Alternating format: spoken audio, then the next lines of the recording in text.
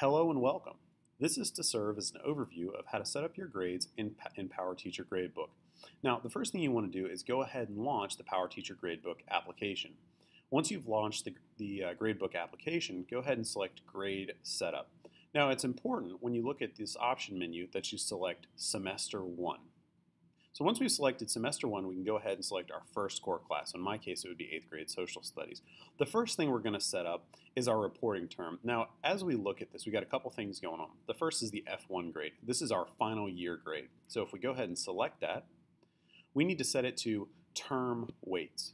Now you'll notice we have N1, 9 weeks 1, 9 weeks 2, 9 weeks 3, 9 weeks 4, and I also have E1. Now, if you're a teacher who teaches algebra, you need to leave this alone because that E1 is going to be your final exam grade.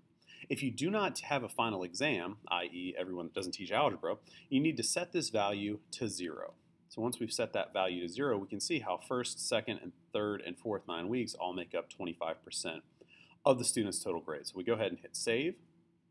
Once that saves, we can then look at our 9 weeks grade setup. So in this case, if I select 9 weeks 1, I'm going to go ahead and set up my class for category weights.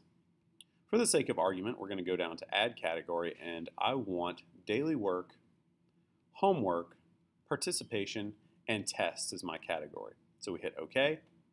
And for their weight, we're just going to set them all to be equal. So we'll set all the weight as 1. Once we've done that, we can see how daily work, homework, participation, and tests are all sort of equally weighted. So once again, we hit save. Now up to this point, we've set up our F1 for our first period class, as well as our N1 also for our first period class. So at this point, while selecting the N1 tab, we're going to select Copy. We're going to say N1 only. Okay. What we're doing now is we're copying our grade setup from our first 9 weeks to our second, third, and fourth 9 weeks. We can go ahead and hit Next and Finish. Now what this has done is it has set our daily work, homework, participation, test, etc. to our second, third, and fourth 9 weeks. So at this point, my first period is good to go for the year. Now, if I want to use the same grade setup for all of my classes, I can go to F1, select Copy, and Entire Class. Okay.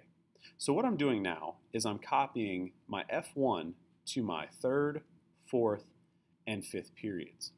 Once we hit Next and Finish, it does take a sec to update.